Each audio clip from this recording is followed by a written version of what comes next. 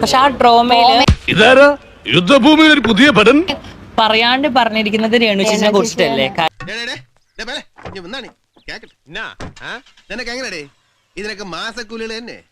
കാരണം പിന്നീട് ആ കുട്ടി പറയുന്നുണ്ട്, ഞാൻ ഓൾറെഡി എനിക്ക് സ്നേഹം എവിടുന്നും കിട്ടിയിട്ടില്ല, അതൊക്കെ നാട്ടുകാർക്ക് അറിയാവുന്ന കാര്യമല്ലേ, അവിടെ ഞാൻ പോയി വന്ന് നിൽക്കട്ടെ എന്ന് ചോദിച്ചപ്പോൾ പോലും എന്നോട് ആരും അവിടെ വന്ന് നിൽക്കാൻ പറഞ്ഞിട്ടില്ല.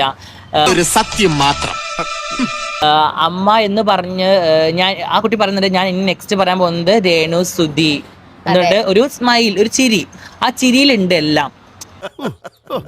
മനസ്സിലാക്കി കളഞ്ഞല്ല പിന്നെ.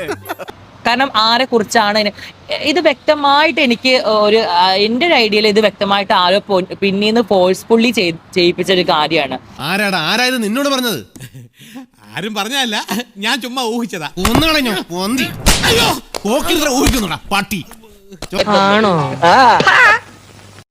അതായത് പക്ഷെ ഋതപ്പൻ ഒരു കാര്യം മനസ്സിലാക്കണ്ടായിരുന്നു, ഈ ഫോഴ്സ്ഫുള്ളി എന്താണ് കിച്ചു പണിയെടുത്ത് തിന്നണമെന്നൊക്കെ ആഗ്രഹമുണ്ട് സാറേ, പക്ഷെ പറഞ്ഞു പറ്റിച്ച് തിന്നാലേ വായിന്നിറങ്ങുള്ളൂ. ശീലായിപ്പോയി, മാറ്റിക്കോളാം.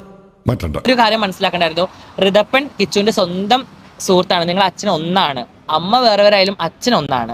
അതെ, ആദ്യം നീ നന്നാകാൻ നോക്ക്, എന്നിട്ട് മതി സ്വയം നന്നാകുന്നത്, കേട്ടാ? കൗതുക ലേശം കൂടുതലാണ്. പറയുന്ന നിനക്കില്ലേലും കേൾക്കുന്ന എനിക്കില്ലടാ ഒരു ചളുപ്പ്. നിങ്ങൾ സ്വന്തം സഹോദരങ്ങൾ തന്നെയാണ്. ഋതപ്പന്റെ അമ്മനെ കുറിച്ചാണ് കിച്ചു പറഞ്ഞത്, അതായത് സ്വന്തം അമ്മ തന്നെ. കാരണം ഫ്ലാഷ് ബാക്ക്. നിന്റെ മോൻ അത് എന്ന് ഒഴിവാക്കി ഇങ്ങോട്ട് വന്നാൽ ഞാൻ സ്വീകരിക്കാൻ തയ്യാറാണ്. അവൻ്റെ കൂടെ ജീവിക്കുകയാണെങ്കിൽ ഇതിനെ പറയണം നിങ്ങളുടെ മുമ്പിൽ. ഞാൻ മരിച്ചാലടക്കം പറയരുതെന്ന് എൻ്റെ മക്കളോട് ഞാൻ പറഞ്ഞിട്ടുണ്ട്. എൻ്റെ മയ്യത്ത് മോറ് നോക്കാൻ വരരുത്. ഇപ്പം ഈ ജാസി ഒരു പെണ്ണാണെങ്കിൽ ഞാൻ കെട്ടിച്ചു കൊടുക്കും. ഇതാണും പെണ്ണും കെട്ടാനല്ലേ, ഒരിക്കലും ഞാൻ സമ്മതിക്കില്ല.